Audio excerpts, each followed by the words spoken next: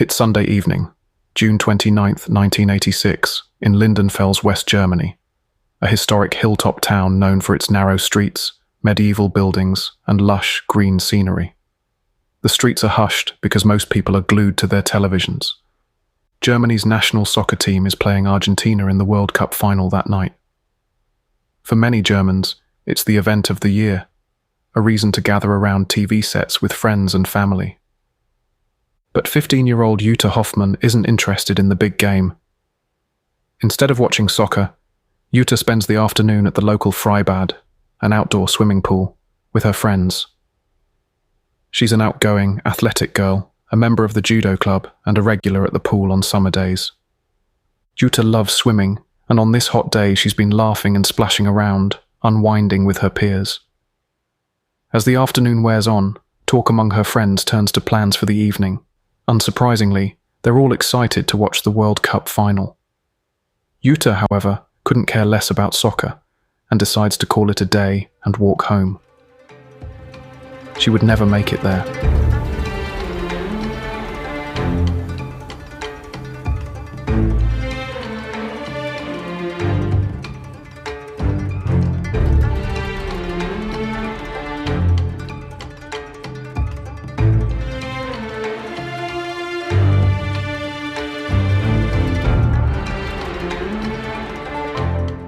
Around 5:45 p.m., Jutta says goodbye to her friends at the pool. She's eager to get home and doesn't want to stick around for the match watch party. Slinging her white Adidas gym bag over her shoulder, it holds her towel and swimsuit, she heads out of the Freibad and onto a footpath that cuts through the woods toward town. This footpath is the shortest route home, about 500 meters of a wooded trail connecting the pool to the Lindenfels town center. It's a path Jutta has walked many times before without any issue. The sun is still out, and the early evening air is warm. As Jutta strolls along the dirt trail under the canopy of trees, she's likely thinking of getting home in time for dinner. The woods around her are quiet, except for her footsteps, and the distant hum of television commentary filtering out of nearby houses whenever she's near the edge of the forest. Germany has come to a standstill for the soccer final, so there aren't many people out. However, Jutta isn't completely alone on that forest path. A woman walking in the area around 5:45 p.m. later recalls seeing two men lurking near the trail, not far from the pool. They seemed out of place, and something about them struck the witness as odd.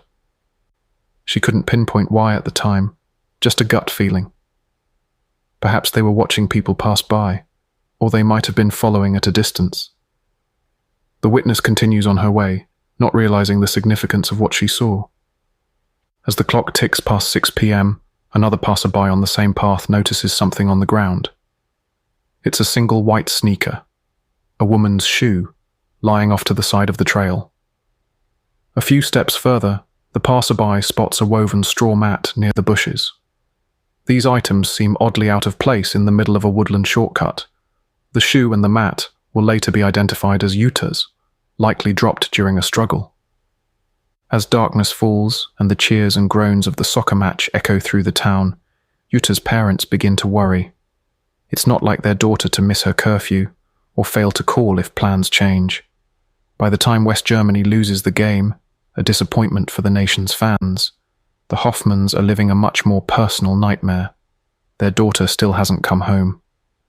When Jutta missed dinner and the evening grew late, her family's concern turned to panic. The Hoffmanns called around to Jutta's friends. Had anyone seen her after the pool? They learned she left for home on foot around 5:45. She should have been home shortly after. Something was wrong. By nightfall, Jutta's parents phoned the police to report her missing. Without delay, local police in Lindenfels organized a search. Neighbors, friends, and officers combed the route Jutta would have taken. Flashlights bobbed in the dark as searchers walked that forest path calling her name. Not long into the search, they found unsettling clues. The white tennis shoe and the straw beach mat that had been spotted earlier were identified as Jutta's belongings. They were lying beside the trail about midway between the pool and the town. The shoe's presence on its own was alarming. Did she trip?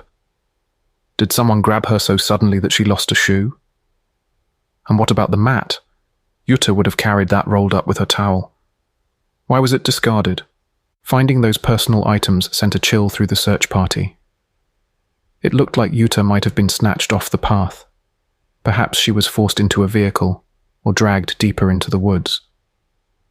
The first witness's report of two men near the path around the same time now took on a frightening significance. Could those men have taken Jutta? The police didn't want to jump to conclusions, but as the hours passed with no sign of the teen, an abduction seemed increasingly likely. That night and into the next day, officers expanded the search radius. They scoured the woods, searched under bushes and in ditches, knocked on doors in the area, and set up checkpoints on nearby roads. If Jutta had been kidnapped, the perpetrators might have driven her out of town.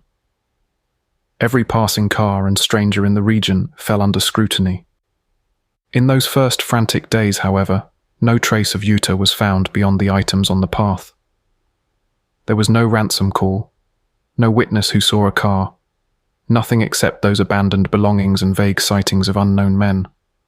The community of Lindenfels was terrified. If a 15-year-old girl could vanish in broad daylight during early evening, who was safe? Parents kept their children close. Rumors swirled. Was there a predator on the loose? People speculated about the two men sighted on the trail. Some wondered if they might have been workers or hikers who just happened to be there. Others feared they were a pair of opportunistic criminals lying in wait. But without solid leads, these were just dark guesses. Police pursued every angle they could. Known sex offenders in the wider region were checked. None were obviously tied to Lindenfels that day. Jutta's family, friends, and acquaintances were interviewed for any possible enemies or suspicious encounters she'd had. She was well liked and had no known conflicts. Investigators even considered whether Jutta might have run away on her own. But that theory didn't fit the evidence. Why would she ditch her shoe and mat on a path if she wanted to disappear? And by all accounts, Jutta was a happy teen with plans for her summer. She had been looking forward to an upcoming judo event and a family vacation. Running away made no sense. Days turned into weeks. The initial intensive search gradually scaled back when no new clues emerged. The forest path was combed repeatedly, but it yielded nothing more. If Jutta had been taken by force, she and the perpetrator seemed to have vanished into thin air after that struggle on the trail. For Jutta's parents and siblings, this was the beginning of a long period of agony and uncertainty. They clung to the hope that maybe, somehow, Jutta was still alive out there. Perhaps she had been kidnapped, but would be found and rescued. With no body and no answers, hope was all they had. They checked in with the police constantly, posted flyers, and reached out to media. Local newspapers ran Jutta's story, and her school held prayer vigils. As the one-year mark approached in the summer of 1987, the case was turning cold. There were no suspects, no demands for ransom, and despite a few calls from people claiming to have seen this or that, nothing panned out. It was as if the forest had swallowed Jutta whole. The investigating officers refused to close the case. A missing 15-year-old is not something you file away lightly, but they had to admit they were at a dead end. In the absence of new information, active searches ceased. Still, the Hoffmann family and the police remained vigilant. The family kept Jutta's room exactly as it was the day she left, a silent promise that they wouldn't forget her or stop waiting for her return. 18 months passed with no resolution. Then, on February 10th, 1988, a break in the silence finally came, though not the hopeful one Jutta's family had prayed for. It was a cold Wednesday when a man walking his dog through a remote wooded area near Lindenfels noticed something unusual. In a thicket off a seldom-used dirt road in the forest, the dog had caught a scent. The man pushed aside some branches and leaves, and to his horror found human remains. He rushed to notify the police. Investigators arrived and quickly secured the scene. Scattered on the forest floor were skeletal remains and tattered scraps of clothing. The area was not far from the footpath where Jutta had disappeared, maybe a kilometre or two away, hidden deeper in the woods where casual passers-by wouldn't normally venture. It looked like someone had attempted to bury the body in a shallow grave. The bones were partially covered with soil, decaying leaves and branches. Time and weather had disturbed the covering, allowing the dog to sniff out the scent. Forensic examiners carefully collected everything: the bones, remnants of fabric that appeared to be a blue dress, and what looked like a length of cloth or belt. In the makeshift grave, they also found a rusted iron spade, a shovel, lying nearby. It was of the type you'd use for gardening or digging soil. Its presence at the gravesite was a strong clue that this tool had been used to dig the hole. Although identification would require scientific verification, everyone suspected these remains were Jutta Hoffmann. The location, the clothing, and the age of the bones all matched her case. Dental records soon confirmed the worst. After a year and a half of uncertainty, Jutta's family learned that she had been murdered. It was a devastating blow to her parents and siblings. The slim hope that Jutta might come home alive was gone. Now at least they could lay her to rest properly. But the question of who killed her and why loomed larger than ever. Lindenfels went into mourning. Even those who didn't know the Hoffmann family felt the loss personally. A young life had been stolen from their community. For the police, the discovery of Jutta's body transformed the missing person investigation into a homicide case. Important evidence came to light with the remains. Jutta's skeletal condition indicated violent trauma. There were cut marks on some of her bones. The forensic analysis determined she had been stabbed multiple times in the chest area. The pattern of knife wounds suggested the killer attacked her viciously, possibly while she was already on the ground. The remains of Jutta's clothing told part of the story. She had been wearing a dress that day, a light blue summer dress. Tied around the neck bones, investigators found a cloth belt from that dress, looped twice around, as if it had been used to strangle or restrain her. This chilling detail implied the murderer had tightened the dress belt around Jutta's throat, likely to immobilize or silence her during the assault. Perhaps most tellingly, evidence pointed to sexual violence. Even though so much time had passed, the state of her clothing, which was found disturbed and partially removed, and the fact that the murderer attempted to hide the body strongly indicated that Jutta had been raped and then killed to cover up that crime. The prosecutor would later term this a Verdeckungsmord, a murder committed to conceal another offense, in this case, rape. When Jutta's body was discovered, one item was notably missing: her white Adidas sports bag. The distinctive white duffel bag she'd carried from the pool was not found with her remains. That raised an intriguing possibility. The killer might have taken it as a keepsake or gotten rid of it elsewhere. Its absence was a question mark, one that would become important years later. The homicide investigation kicked into high gear. Detectives canvassed Lindenfels and surrounding areas anew.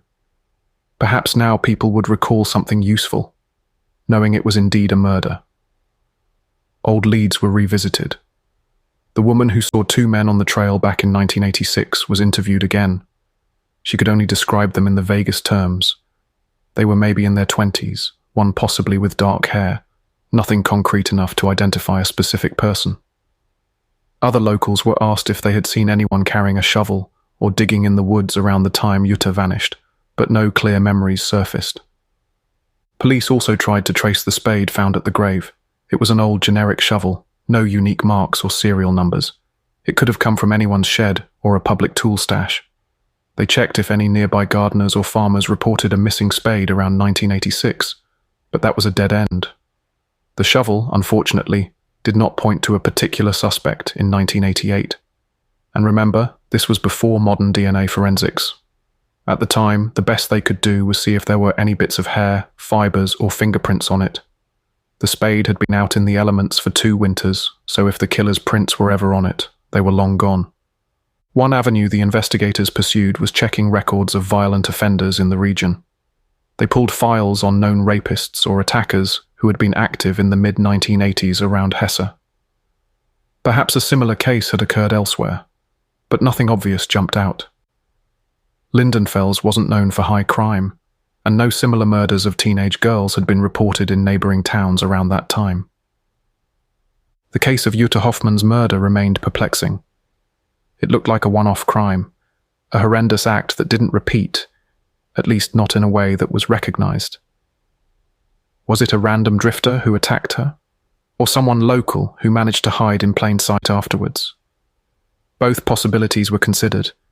If it was a drifter, the person might have left town immediately and never been caught for anything else. If it was a local, perhaps he'd suppressed his urges or moved away. For the next several decades, Jutta Hoffmann's case remained officially unsolved. As time passed, many might have assumed it would never be solved, that whoever did it had gotten away with murder. After all, leads had dried up long ago. The 1990s came and went. New technologies like DNA profiling started to revolutionize crime solving, but early on, those techniques were limited and not widely applied to old evidence. By the 2000s, some cold cases in Germany were being reopened successfully thanks to DNA. Still, Jutta's case involved evidence that had been in the woods so long that traditional DNA tests in the 90s probably wouldn't have worked on it, or so it was thought. By the mid-2010s, many of the original investigators had retired. Jutta's parents were aging, now in their 70s, still with no closure about who took their daughter's life. It's hard to imagine their pain, having decades of not knowing. They had held a funeral for Jutta after her body was found and tried to move forward, but without accountability, an open wound remained. Then, around 2020, Jutta Hoffmann's file landed on the desk of investigators in the state of Hesse's LKA, State Criminal Police Office, Cold Case Division. It had been nearly 35 years since the murder. A lot had changed in forensic science during that time. One of the lead cold case investigators was Tanja Becker, a seasoned police inspector who specialized in revisiting unsolved homicides. Becker and her colleagues knew that sometimes the smallest overlooked detail or the application of a new lab test could crack a case wide open. They decided to take a thorough look at all the evidence from 1986 to 88 with modern technology. First, they dug out the physical evidence from storage. Imagine a storeroom of a police archive, boxes labelled with case numbers, sealed bags of items from crime scenes. From the depths, the team pulled Jutta's case materials, likely still labelled with her name or a case code. Inside were the preserved remnants of that tragic day. Jutta's blue dress, the dress belt, a few plastic buttons that had come loose, perhaps some slides of hair or fibre samples, a vial of soil from the grave, and the big item, the iron spade that had been found at the burial site. Becker later testified in court that she went item by item, systematically reviewing everything the original investigators had collected. Where 1988 forensics found nothing, 2020 forensics might. For instance, back then, DNA profiling was either non-existent or in its infancy, certainly not part of routine casework in Germany. Now, DNA technology had leapt forward. Labs could extract genetic profiles from old, even degraded biological material using advanced techniques. One piece of evidence immediately stood out to the cold case team: that rusty spade. In 1986, the murderer likely handled that shovel with bare hands while digging the grave. He might have sweated on it or left skin cells on the handle. While fingerprints were a bust after all that time, there was a chance that the perpetrator's DNA was still present as microscopic traces on the spade's wooden handle or metal shaft. So the spade was sent off for specialized analysis. This was a painstaking process. The lab technicians likely swabbed various parts of the spade, especially the handle grip and any nooks where biological material could have been protected from rain. They used extremely sensitive tests to try to pick up touch DNA, tiny skin cell deposits, or perhaps old dried bodily fluids if the killer had a cut or sweat heavily. For such an old, weathered object, it wasn't guaranteed anything usable would be found. But the cold case team had nothing to lose and everything to gain by trying. Around the same time, they also re-examined the clothing. The dress and belt were checked for DNA as well. Maybe the killer had left hairs or saliva or sweat on them. If any of Jutta's fingernails were recovered, though unlikely given the condition of remains, those could be tested for the perpetrator's DNA too. Modern methods could sometimes get DNA from hair without roots or from bodily fluids that 80s tech would have missed. In short, this was the case's best shot at finding a genetic fingerprint of the murderer. The investigators also had a large database of DNA profiles from convicted criminals collected over the years. If they got a DNA profile from the crime scene, they could run it through the national database to see if it matched any known offender. Many people who commit violent crimes don't stop at one. If Jutta's killer had ever been arrested for something else in the years after 1986 and had his DNA collected, there was a chance he was in that database. The forensic lab work likely took weeks or months. Extracting decades-old DNA is meticulous and sometimes requires replicating tiny amounts of genetic material. One can imagine the cold case team anxiously awaiting the results. This case had been unsolvable for so long, the chance of a breakthrough was both exciting and daunting. Then came the phone call they'd been hoping for. There was a DNA match. A profile lifted from the old Spade's handle had hit on a known individual in the database. When Detective Becker got the news, she must have felt a jolt of adrenaline. After 35 years, they finally had a name. The man identified was a 61-year-old German male, we'll call him Peter F. As per legal custom, his full surname was not initially publicized. Peter wasn't just any random citizen. He was a convicted criminal with a record of sexual offenses and violence, someone who had multiple entries on his rap sheet. In fact, at the time the DNA hit came through, Peter was not living freely in society. He was confined to a secure psychiatric facility in northern Germany. This suspect had been born and raised in Bensheim, a town in the same region as Lindenfels. Bensheim is roughly 20 kilometers from Lindenfels, a short drive. Crucially, that meant Peter would have been familiar with the Lindenfels area. He was 24 years old in the summer of 1986, in the prime of physical strength. The profile matched multiple crime scene DNA markers directly to him. Statistically, the probability of it being someone else was astronomical. Peter F. emerged as a troubled and dangerous individual. His criminal history after 1986 was telling. He had been convicted of sexual assault in the years following Jutta's murder, among other crimes.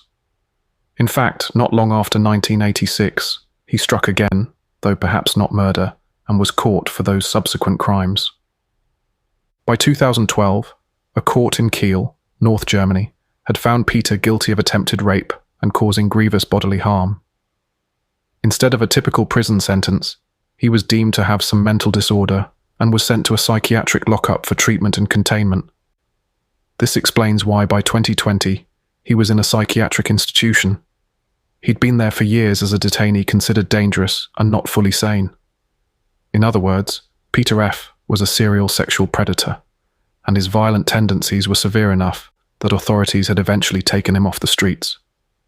One particularly dramatic incident involving Peter happened in 2016.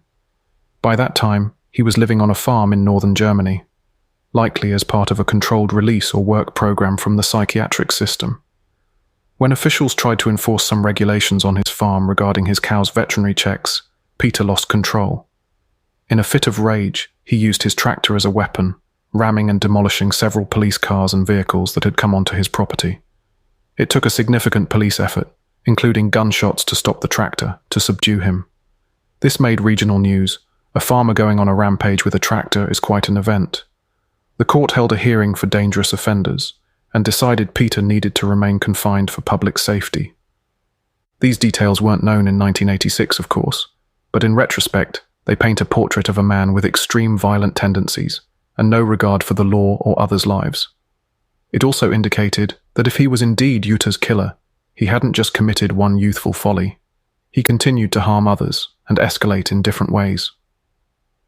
For Detective Tanya Becker and the cold case team, learning all this about the suspect was both chilling and validating. On one hand, he fit the profile of the kind of person who could have done such a crime, a young man with violent sexual impulses.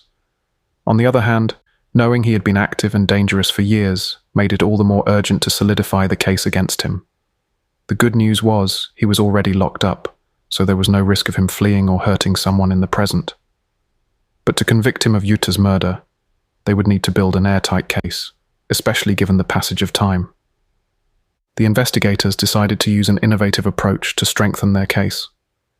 They arranged for Jutta's story to be featured on Aktenzeichen XY, ungelöst, Germany's leading true crime television program.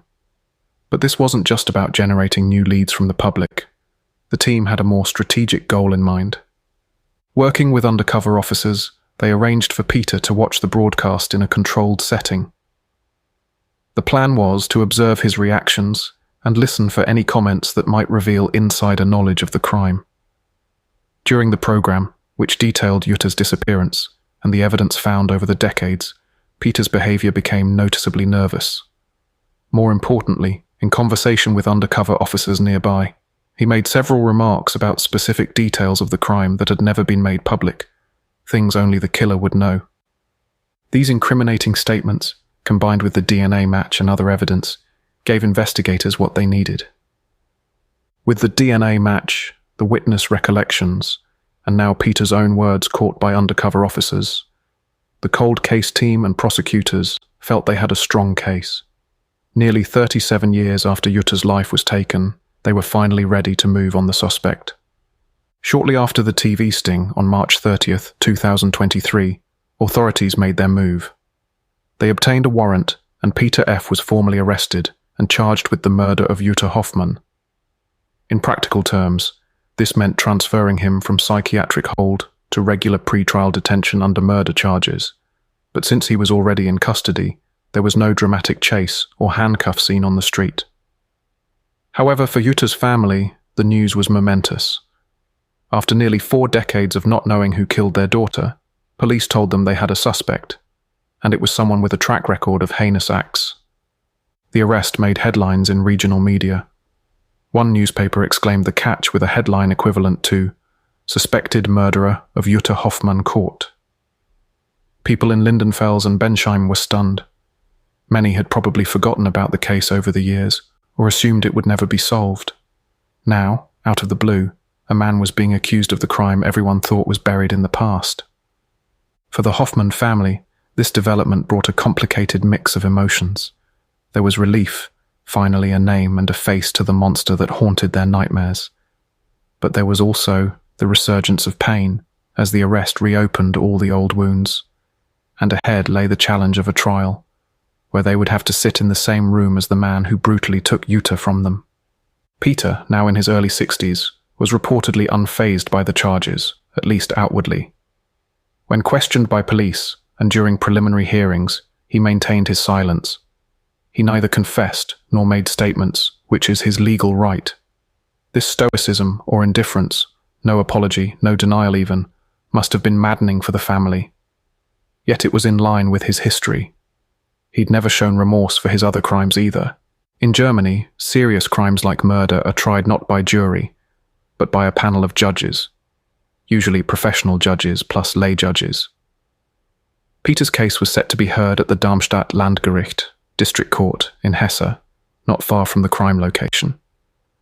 The trial was scheduled for late 2023, giving prosecutors time to organize all evidence and witnesses, and the defense time to prepare as well. On November 15th, 2023, the trial of the now 62-year-old Peter F. for the murder of Jutta Hoffmann commenced in Darmstadt. It was a day long awaited by Jutta's parents, who by now were in their 80s. They attended the opening of the trial, sitting in the courtroom just a few meters away from the man accused of slaughtering their child. For them, seeing Peter in the flesh was both surreal and painful.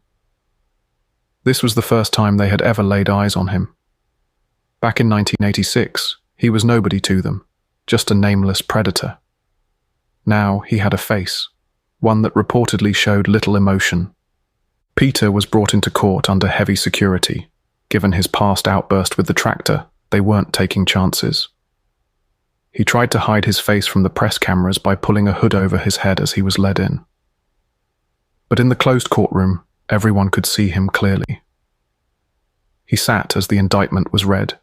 The prosecution charged him with rape and murder, specifically murder, to cover up another crime, rape, which in German law is an aggravating circumstance ensuring a life sentence if convicted. State prosecutor Eva Hyde laid out the case methodically. She described how on June 29, 1986, Peter, then 24, had been in Lindenfels. Perhaps he was trolling for a victim that day. maybe hanging around the pool or forest hoping to encounter a lone young girl. When he saw Jutta walking that path alone, he decided to act. In the prosecution's reconstruction, Peter followed Jutta down the trail. The two witnesses who noticed men, and later the shoe, indicate that at some point along that short journey, Peter confronted Jutta. Perhaps he pretended to ask for directions or offered help, then suddenly grabbed her. Jutta likely tried to run or scream, which is when her shoe fell off and her mat dropped. Peter subdued her, possibly by punching or, as evidence suggests, using her own dress belt as a garrote to choke her until she passed out. Then, in a secluded spot off the path, Peter raped Jutta, an act of utterly horrific violence, especially to a 15-year-old. After he had assaulted her, he realized she could identify him if he let her live. Plus, her cries or the evidence of the rape would lead police straight to him. So, to hide his crime, he decided to kill her. He pulled out a knife. He might have been carrying one, or perhaps he found one in that forest shed where he grabbed the spade. He stabbed Jutta repeatedly in the chest, ensuring she was dead or dying. To further cover up, Peter then looked for a place to hide the body. He found an old small shed or hut in the woods that had tools. There he took the spade. In a rush, he dug a shallow grave right there in the forest and placed Jutta's body in it, covering it with dirt, leaves, and branches. In his haste, or perhaps callousness, he left the spade at the gravesite. He might have planned to come back for it, or figured leaving it didn't matter. Peter gathered up some of Jutta's personal items that were near the scene, likely her bag, which contained her ID, clothes, etc., maybe her second shoe, and possibly other belongings like her wristwatch or jewelry if she had any. He took the white sports bag with him as he left. Whether as a trophy or to remove evidence, he ended up keeping it. By the time darkness fell on June 29, 1986, Peter F. was driving away or walking away from Lindenfels, having committed murder. Jutta's body lay hidden in a crude grave, and it stayed hidden for 19 months. In court, all of this was spelled out in detail by the prosecution. They backed up the narrative with the evidence gathered. The DNA on the spade matched Peter's unique genetic profile. This alone was powerful, essentially placing his hands on the murder weapon, or at least at the burial. The cold case unit's work was presented.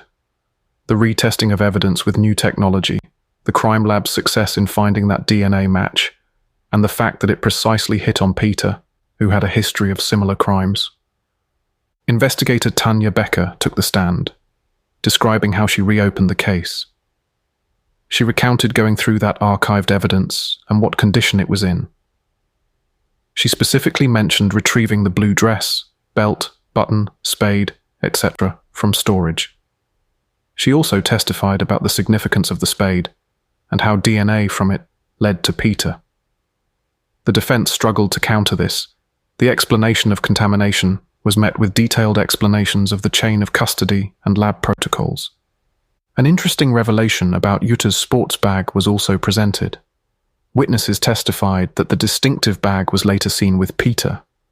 In fact, when that white Adidas bag was shown as evidence, multiple people from Peter's side recognized it immediately as the one he had decades ago. It was a light bulb moment connecting him directly to the victim. The defense found it difficult to argue an innocent reason for him to have had Jutta's bag. The undercover officers provided testimony about Peter's incriminating statements. One of the undercover agents recounted how Peter reacted to the TV program. The officer described Peter's nervous demeanor and the specific things he said that lined up with hidden details of the crime, details never made public, but which matched exactly what was found on Jutta's remains.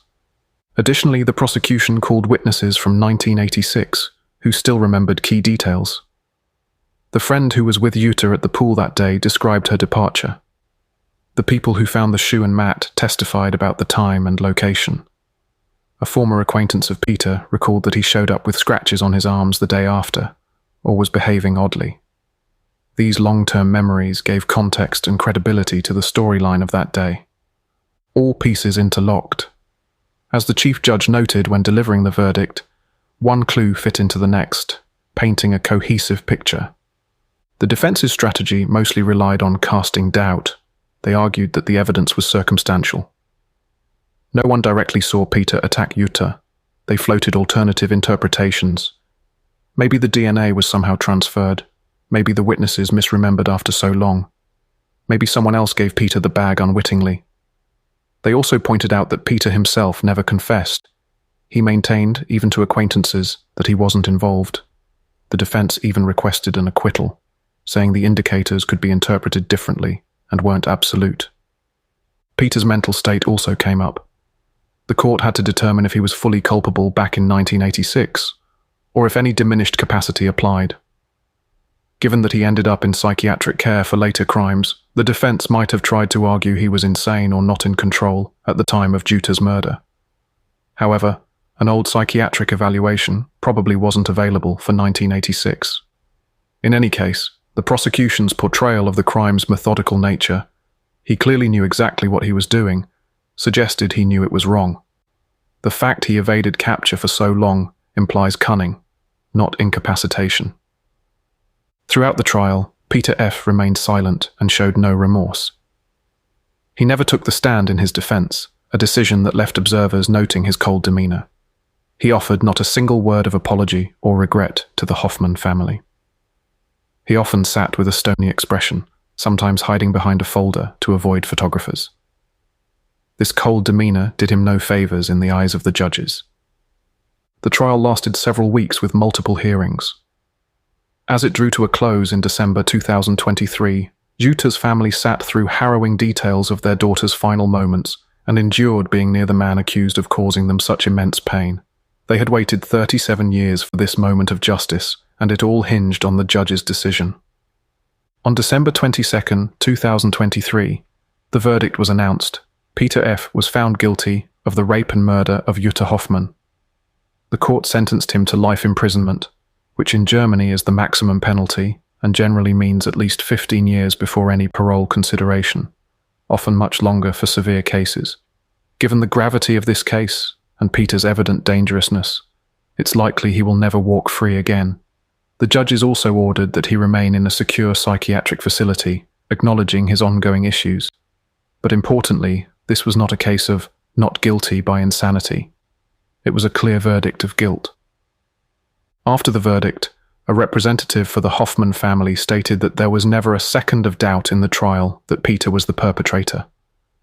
The evidence was overwhelming. The lead prosecutor commented that it wasn't just one or two hints. It was a whole chain of evidence that led inexorably to Peter's guilt. Peter F., of course, appealed the verdict, as is his right, to the Federal Court of Justice. However, in October 2024, the High Court rejected his appeal and upheld the conviction and life sentence. This made the judgment final. There would be no further technical escapes for him. The solved case of Jutta Hoffmann stands as a testament to the power of persistence in law enforcement. 37 years is a long time, an entire generation. Many cold cases never get solved, especially when so much time has elapsed. But this case shows that advancements in forensic science, coupled with determined detectives who think outside the box, can bring a killer to justice even after decades. For Lindenfels, hearing the identity of the murderer was surprising. Peter wasn't a public suspect all those years, so he wasn't the subject of town gossip. Many locals might not even have known him if he was from Bensheim and left soon after the murder. But some older residents who remembered the case felt relief that, after so long, they finally knew the truth. From Jutta's family's perspective, solving the case is bittersweet. On one hand, justice was done, and they finally have answers. On the other hand, it brought back the pain of losing her all over again. Her mother, now in her 80s, said the trial stirred up everything they had tried to cope with over the years. No outcome, even a guilty verdict, can truly compensate for a lifetime without their daughter. But at least they saw the person responsible held accountable and punished. Jutta Hoffmann would be 53 years old if she were alive today. Perhaps she'd have a family of her own, a career, a life filled with experiences that were brutally cut short. In the courtroom, her photo, Forever 15, smiling in 1986, served as a stark reminder of the vibrant life stolen from her. The successful resolution ensures that her story is remembered not just as a tragedy, but as a triumph of justice in the end. For law enforcement, this case is now often cited as an example of how murder never sleeps, meaning that no matter how old a case is, it can always resurface. It's also noted for the innovative way it was solved, a combination of old-fashioned detective work, modern science, and even media engagement. At a press conference, officials credited the teamwork of forensic scientists and detectives and emphasized that the verdict sends a message to criminals. You may get away with it for years, but the truth will eventually catch up with you. Thank you so much for listening. We really do appreciate it. If you enjoy underreported global murder cases like this one, please consider following or subscribing. We'll be releasing 2 new episodes every week, and we're just getting started.